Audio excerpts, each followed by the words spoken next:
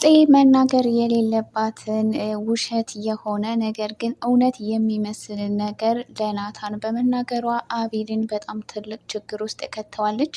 እንግዲህ አቤል በጣም በሚያሳዝን ሁኔታ ውስጥ ነው ያለው። ብዙ ሰው አቤል ነፃ እንደሆነ ይታወቅ የሚል ኮሜንት ተመልክቻለሁ ማለት ነው። እንግዲህ አቤል ምንም ባላወቀው እና ባላደረገው ነገር በጣም ብዙ እየተሰቃየ ይገኛል ማለት ነው። እንግዲህ ለዚህ ሁሉ ነገር ተጠያቂ የሆነው ደግሞ ሱራፌ ሲሆን እንግዲህ አቤል ምንም የሚያውቀው ነገር የለም።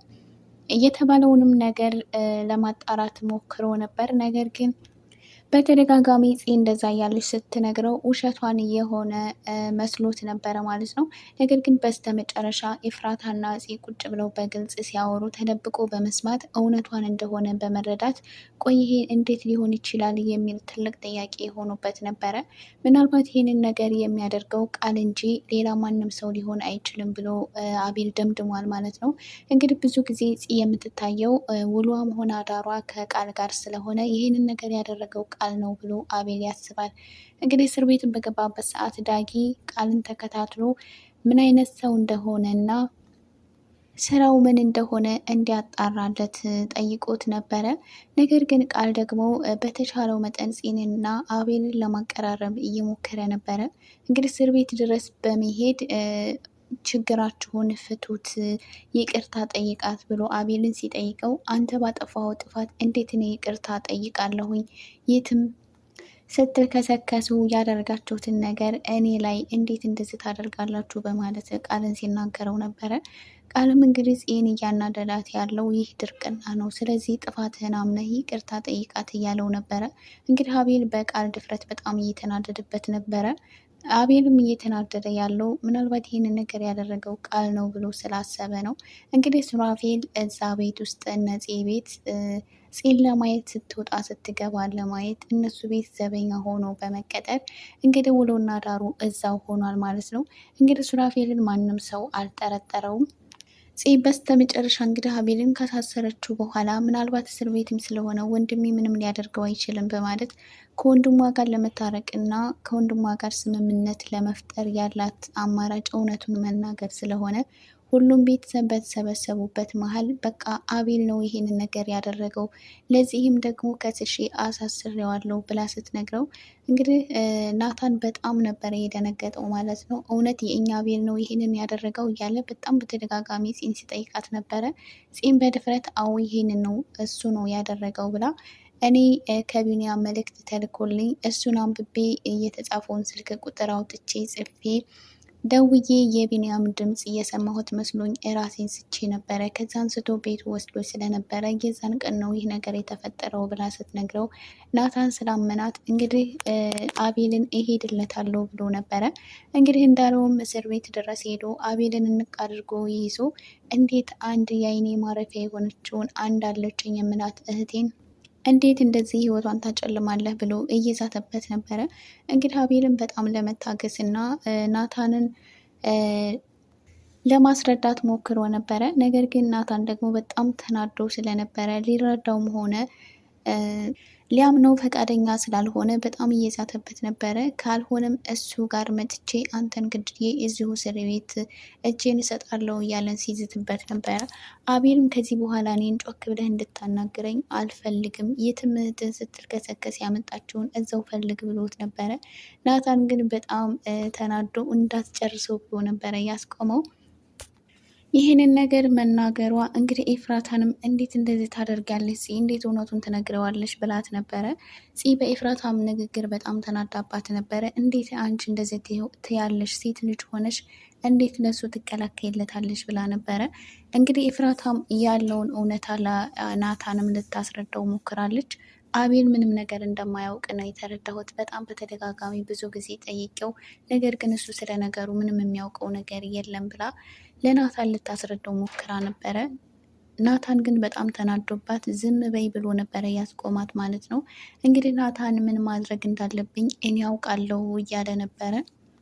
አቤል እንግዲህ የምትጸጸትበትን ነገር አትናገር፣ አታድርግ እያለው ነበረ። እንግዲህ ናታን ከዚህ ቀደም በጣም በሚወደው ጓደኛው ክህደት ስለደረሰበት አሁንም ደግሞ ያ ነገር የተፈጸመበት ስለመሰለው በጣም ስሜታዊ ሆኗል። ሌላው ነገር ደግሞ እንግዲህ ናታን እነ ቃል ቤት ያስገባት ሰራተኛ በመጨረሻ የተነቃባት ይመስላል። እንግዲህ ስልኳ ራሱ ምን አይነት ስልክ እንደሆነ ቃል አይቶት አያውቅም። ነገር ግን ስልኳ እነሱ ፊት እየጮኸ ነበር ማለት ነው። እንግዲህ ብዙ ጊዜ ሳይለንት አድርጋ ማንም ሰው ስታወራም ሆነ ስልኳ ሲጮህ ሰምተውት አያውቁም ነበረ። እዛ ግን ፊት ለፊታቸው በቆመችበት ሰዓት ስልኳ ሲጮህ በጣም ደንግጣ ለምን አታነሺውም እያሉ ሲያስጨንቋት ነበረ ማለት ነው። እንግዲህ በስተመጨረሻም ስልኩ እኔ ላንሳልሽ እንዴ ካልሆነ እያለቻት ነበረ ማለት ነው። ግን ስልኩ መጥራቱን አቁሟል። ግን ለነሱ ምን አይነት ማብራሪያ እሰጣቸዋለሁ የሚለው ነገር በጣም አሳስቧታል።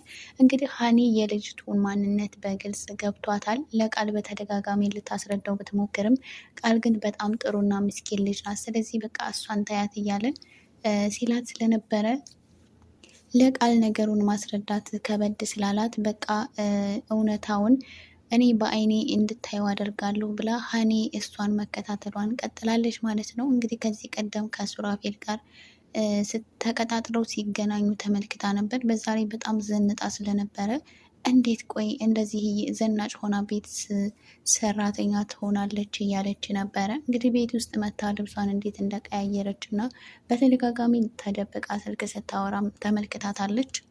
ምናልባት እውነታውም ተጋልጦ ከዛ ቤት የምትወጣበት ጊዜ ሊሆን ይችላል ማለት ነው። እንግዲህ ሌላው ሱራፌል ደግሞ ነፂ ቤት ከገባ ወዲህ ምንም ዘበኛ እንደማይመስል በጣም ብዙዎቹ ሰዎች ተመልክተውት ነበረ። አሁን በስተመጨረሻ ግን ቤርሲ ስልክ ሲያወራ ሰምተው አንተ ቆይ ማነህ እዚህ ቤት ውስጥ የገባሁ ምን ፈልገህ ነው እያለች ያ ካልሆነ ግን እኔ አንተ ዘበኛ እንዳልሆንክና ማንነትህን ለቤተሰቡ እናገራለሁ እያለች ስታስፈራረው ነበረ። ሱራፌልም ስለ እኔ ምንም ነገር አልነግርሽም፣ ከፈለገሽ ሄደሽ መናገር ትችያለሽ ብሏት ነበረ። እንግዲህ ሱራፌ በሚያደርጋቸው አንዳንድ ነገሮች ምንም ዘበኛ እንደማይመስል ብዙ ሰዎች ተመልክተው ነበረ። ነገር ግን ሱራፌል ደግሞ ራሱን ልክ እንደ ዘበኛ ለማድረግ እየሞከረ ነው። እንግዲህ ሱራፌ በጣም ሰውን የሚጸየፍና ሰውን የሚንቅ በጣም ሀብታም እና ድርጅት ውስጥ የሚሰራ ሰው ሲሆን ነገር ግን ፂን ካያት ወዲህ ስለወደዳት እዛ ቤት ውስጥ ገብቶ ስትወጣና ስትገባ እየተመለከተ እንደዚሁም ከፂ ጋር ለመቀራረብ እየሞከረ ነው። እንግዲህ ቤርሲም እዛ ቤት ውስጥ የገባቸው የሆነ ነገር ፈልጋ እንደሆነ በደንብ ግልጽ ነው።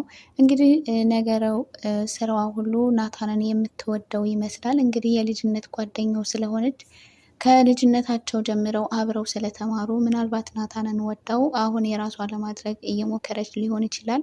እንግዲህ ኤፍራታም ቤርሲን ስታያት አልወደደቻትም። በዚህ ቀደምም ስልክ ሲያወሩ እንደዚሁ ቤት ድረስ ይዟት ሲመጣ እንዴት እንደዚህ ታደርጋለህ እያለች ኤፍራታ ናታንን እየተቆጣችው ነበረ።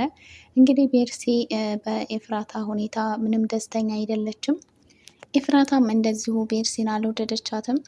በነገራችን ላይ ቤርሲ እዛ ቤት ውስጥ ማንም የወደዳት ሰው የለም። እንደው በግድ ነው የተቀመጠችው።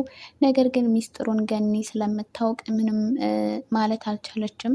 በዛ ላይ ደግሞ ለነሱ በጣም ትልቅ መስዋዕትነት ሎሌ ስለከፈለች፣ ስለዚህ በዛ ምክንያት እዛ ቤት ውስጥ ገኒ ሙሉውን እንኳን ባይሆን ጫፍ ጫፉን ሰምታለች። እንግዲህ ሉሊትንም ከዚህ እየተናገረቻት ነበረ። ምን ለማድረግ እየሞከርሽ እንደሆነ ምን እንደሆነ እኔ ሰምቻለሁኝ፣ ስለዚህ ብትጠነቀቂ ይሻልሻል እያለቻት ነበረ ማለት ነው ሉሊትን። እንግዲህ ሉሊትም ከናታን የስራ ባልደረባ ጋር በመሆን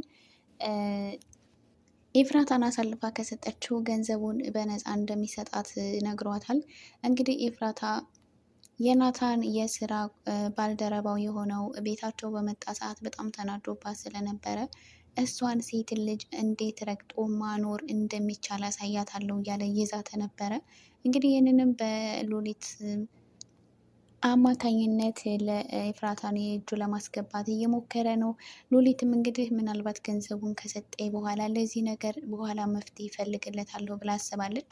ነገር ግን በጣም ትልቅና የተሳሳተ ውሳኔ እንደወሰነች ሉሊት በደንብ ግልጽ ነው።